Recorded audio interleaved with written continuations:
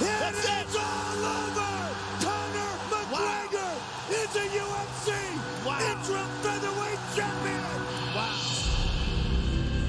This now sets up a fight with Jose Aldo that will be easily the biggest fight in the history of the UFC. Give me your thoughts on that. In my eyes, Jose's gone running. If he wants to come back, he can come back, but I swear to God, his day will come. Conor McGregor, ladies and gentlemen.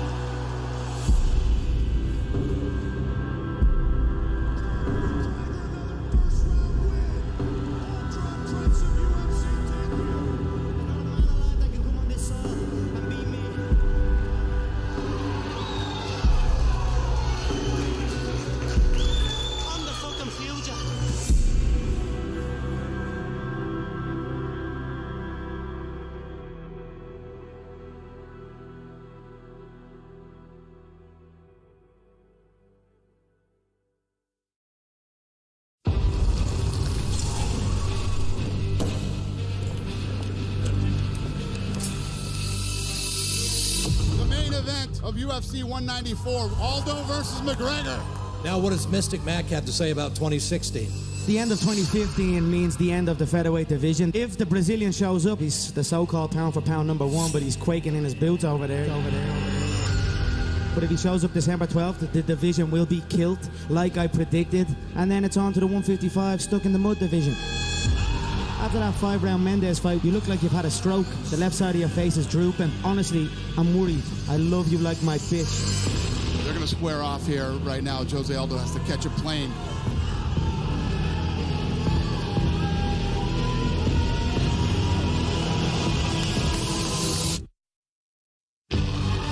I don't know whether he'll be back. All I know is that I will be there. December 12th, like I always am there. People are always saying about the talk, and I talk, and I talk, and I talk, but guess fucking what? I back it up. I back it up.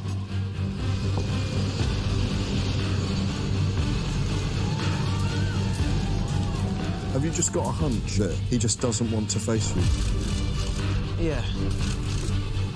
I feel him overreacting, overextending, and then being KO'd unconscious. Lógico, comemorar como eu sempre fiz depois das lutas, e ele vai chorar em casa. Your legacy, your career is done. I wish him a safe training camp, and let's do this fight. Você passa na frente, uma gala. He didn't show up the last time. Vou matar esse filho da puta, vou arrancar a cabeça dele. Vai se arrepender. He's gonna break. Só tá o bicho em cima dele. The world will be watching this fight.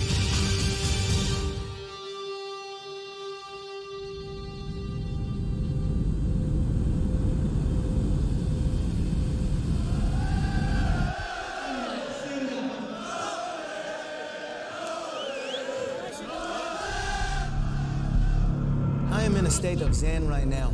My mind is calm, composed. I am prepared and ready to put on the performance of my life. The pound-for-pound #1. Undefeated 10 years. The only featherweight champion. What can they say now? What can they say after Jose falls? Here we go, ladies and gentlemen. Introducing the notorious Conor McGregor. 35 for Mr. McGregor. His opponent, the reigning UFC featherweight champion of the world, Jose Aldo.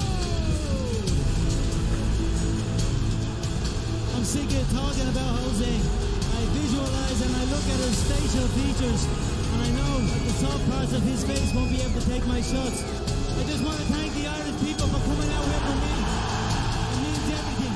Tomorrow night, I will bring that goal home for Ireland once again.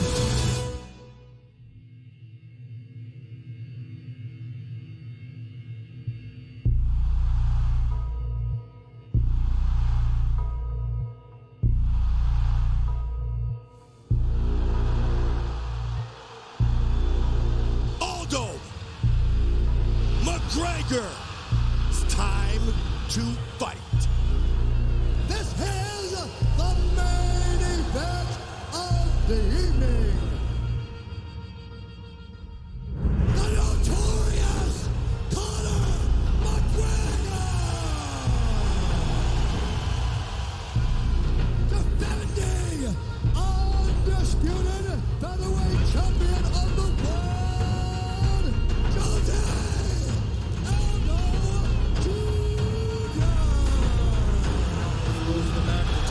at all times. Obey my commands at all times. I want you to fight hard, but I want you to fight clean. If you want to touch gloves, touch them now. Good. Step backwards. Good luck. The most highly anticipated featherweight fight of all time. Conor looks extremely loose, and Aldo looks like he's feeling the pressure of this moment. Here we go! Green trunks for the southpaw, the notorious Conor McGregor. Black trunks for the champion, Jose Aldo Jr. Conor, relax.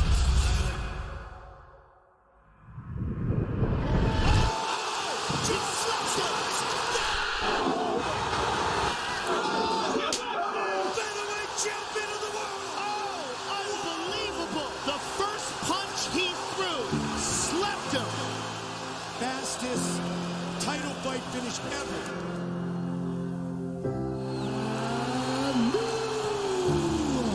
Undisputed UFC featherweight champion of the world, the notorious Conor McGregor. The new undisputed featherweight champion of the world, Conor McGregor. Give me your thoughts. He's powerful.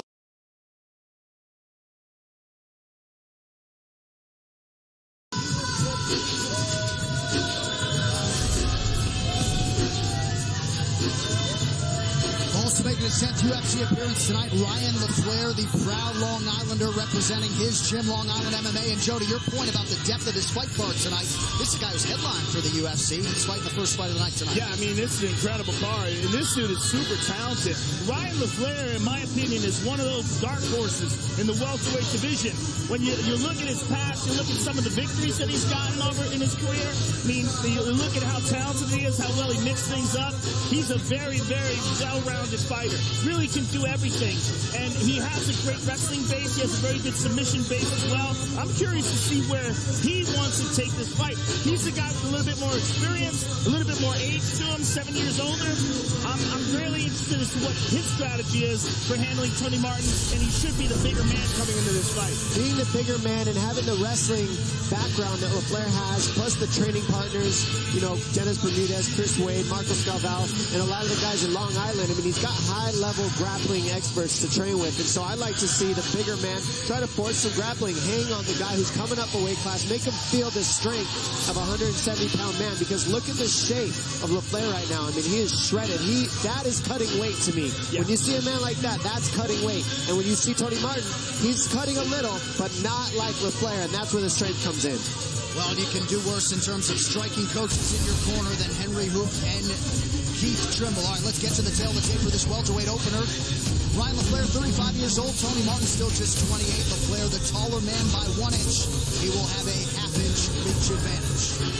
All right, now to get us the introductions for this first fight of the night, we turn it over to Bruce Buffer. Ladies and gentlemen, this fight is 3 rounds in the UFC welterweight division. Introducing first, fighting out of the blue corner, a Brazilian Jiu-Jitsu fighter holding a professional record, 13 wins, 4 losses. He stands 6 feet tall, weighing in at 171 pounds. Fighting out of Coconut Creek, Florida, Anthony Martin. And now introducing his opponent, fighting out of the red corner, a freestyle fighter holding a professional record, 14 wins, 2 losses. He stands 6 feet 1 inch tall, weighing in at 171 pounds. Fighting out of Farmingdale, New York, Ryan LaFleur. And when the action begins, our referee in charge, Chris Tione. Chris Tione, our referee for this one between Ryan LaFleur and Tony.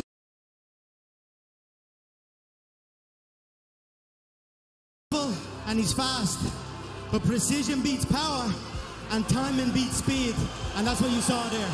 That's all it takes. These are 4-ounce gloves. That's all it takes, and especially when you add my left hand. Nobody can take that left hand shot. Just wow. No controversy, no confusion, clean. Congratulations, sir. You are the undisputed UFC featherweight champion of the world. You did it all, sir.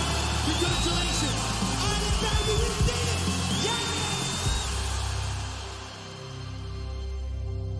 Conor, how do you feel right now? I feel clean. I feel like, my work has paid off.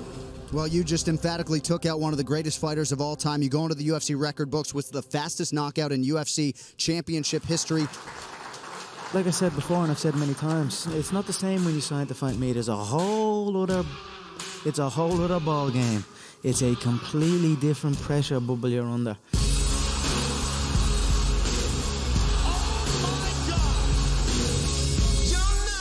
And my respect, Jose. I wish him well.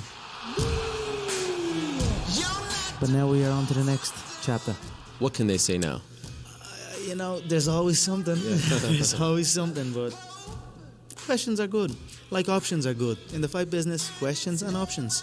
I'm happy that there's both. The division needs me. I don't need the division, so. Dana said if you want that lightweight title fight, if you go up, you could have it. Most certainly, I'm looking to replicate what I have achieved in my previous promotion, a two-weight world champion, held consecutively. It's a lot of fantastic.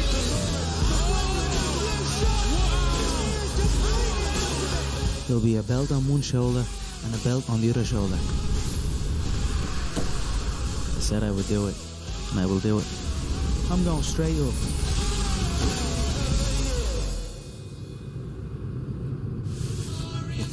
Licking my tongue.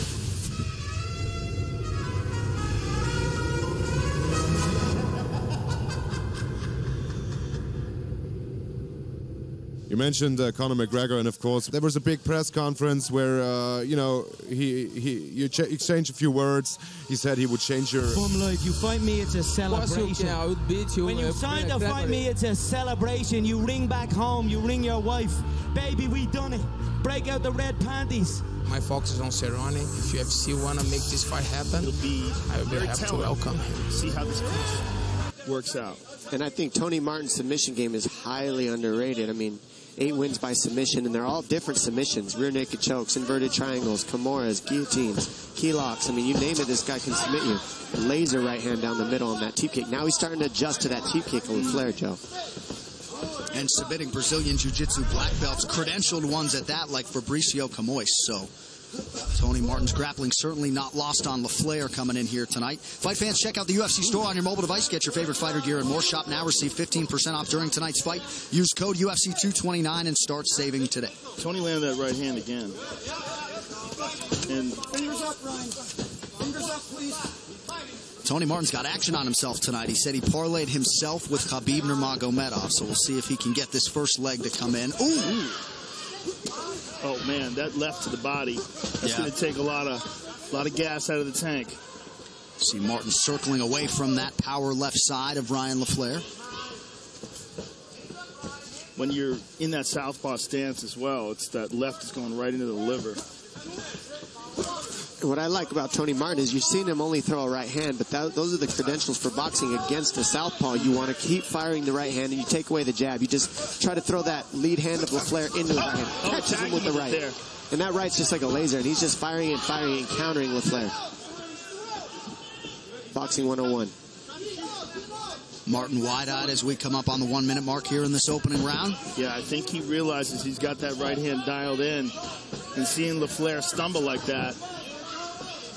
Well, LaFleur would do well to break the timing that Martin's countering him with, so you got to fake a little bit more. If you fake, you mess up the timing for Martin to land that counter right. No one knows that better than you, partner. Well, LaFleur's starting to set on it. He's starting to read in, guessing a little bit more now that he's got tagged. But are you shocked that more fighters don't switch stances and create more possibilities? Realistically, no, I'm not, because it's hard to be ambidextrous in this sport, and then your defense goes away when you switch a lot too. So a lot of guys are being. Big left kick to the body. But Martin's been landing the uppercut as well as the straight right, and look at it, LaFleur shoots. And not a bad shot, but Martin able to work his way to the fence. 20 seconds to go in the round.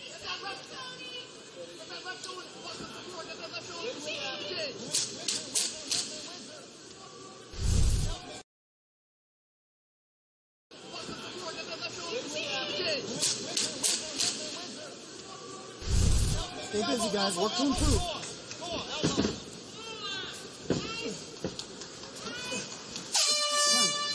Five minutes down. Take a look at some of the action. There's LaFleur with a left hand. And there's LaFleur with a body kick. Caught him with the foot. And here at the end, Martin with a right hand, countering that kick, timing it well. Hey, on the cage here, go to the wizard. Don't go to the Kimura right away. First time, Deep breath. That right hand is starting to land. Starting very fast, change speed 6, 12, 12, 26, easy, 22, okay? It's very fast, change speed, okay? Yeah. It's very good upper, 6, very good. Now it's 226, look it down 26, okay? Coming up next on pay-per-view, the biggest fight in UFC history, Russian dominator Khabib Nurmagomedov putting his undisputed lightweight title on the line against two-weight champion Conor McGregor, UFC 229 from T-Mobile Arena here in Vegas. Later tonight, it is only on pay-per-view. You might as well get it out of the way and order it right now. All right, round 2 here. Tony Martin and Ryan LaFleur. You saw that corner of Tony Martin, his longtime chief corner, Brock Larson, Mike Brown there, and also his Muay Thai coach, Coach Anderson, who was a huge factor in this training camp for Tony.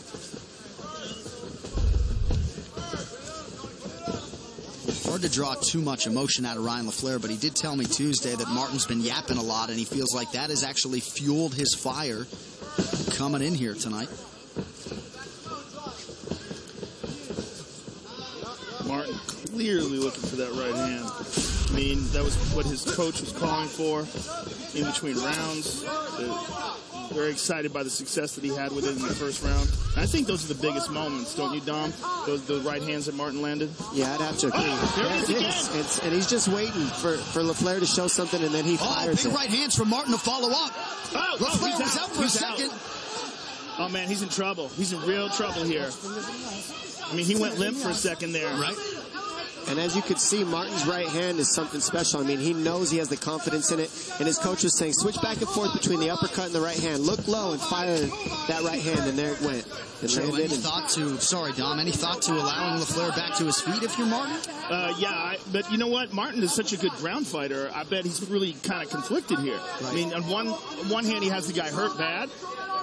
But on the other hand, I mean, he's so good with his top position. I mean, he's a submission specialist. Yeah. And I also think he was having some really good success with ground and pound. But he's got to get out of this half guard position. I mean, Ryan LaFleur is going to be able to hold on to him here and at the very least try to get a little bit of his senses back under him. So for Ryan, this is like best case scenario. Martin hasn't gotten too much off since he clinched up with him. And, he's able to lock up half guard, control posture a little bit with his left arm. Martin looks like he's looking for an arm triangle here. He's got to get out of that half guard. 8 career wins by submission for Tony Martin coming in. He's a very, very good Kimura. And look, he's immediately trying to lock it up. And Ryan aware of that. But Ryan did a good job of getting that left leg in play there, that shin across the midsection, just to keep some distance. But there's not a whole lot else holding that right leg in place. If Tony decides to scramble and pop that leg up and switch his hips, he should be in side control here. See, there's very little there. It's all just whether or not he decides to make a big move. But it seems to me that he's trying to hold down one of those arms. Again, he's a Kimura specialist. And he's, okay, he's going to give up his back here. Ryan's taking a big gamble here. He's in trouble. All right, now he's got his back. Okay, his left arm is tied up there for a brief moment. But this is not where you want to be with Tony Martin. You do not want to have this guy on your back. And he's struggling. Look at where his arm position is.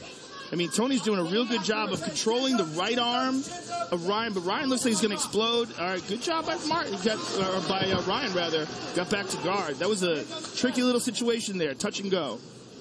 And right now we're seeing Martin just burn the clock, and he's grinding out LaFleur, taking away some of the air out of his sails. You know, this is not where LaFleur wants to be, is on his back. He's a good wrestler, and that's not where he's comfortable. And Martin wants to be in this top position. So right now, Darce. That's in there. He needs to get that elbow. He's good. This is good. He's got that leg locked up. Ryan's in a lot of trouble here. Now, this is all we're talking about the end of the round, right? There's been a lot of grappling going on. Let's see how much energy Tony has in his arms. But that's a very good position for him right now. Well, that left elbow of LaFleur is buying him some time. It's get a little bit of air in there where he's trying to hope that Tony Martin burns his arms out, squeezing. And it's getting tighter and tighter, though. I mean, without getting that leg out, he's going to choke. There it is. Oh, good explosion. Very nice by Ryan LaFleur. Outstanding job by the Brazilian Jiu-Jitsu purple belt, Ryan LaFleur, to avoid the submission. He has never been submitted. This is his 17th pro fight tonight. Well, we're talking about a guy who survived against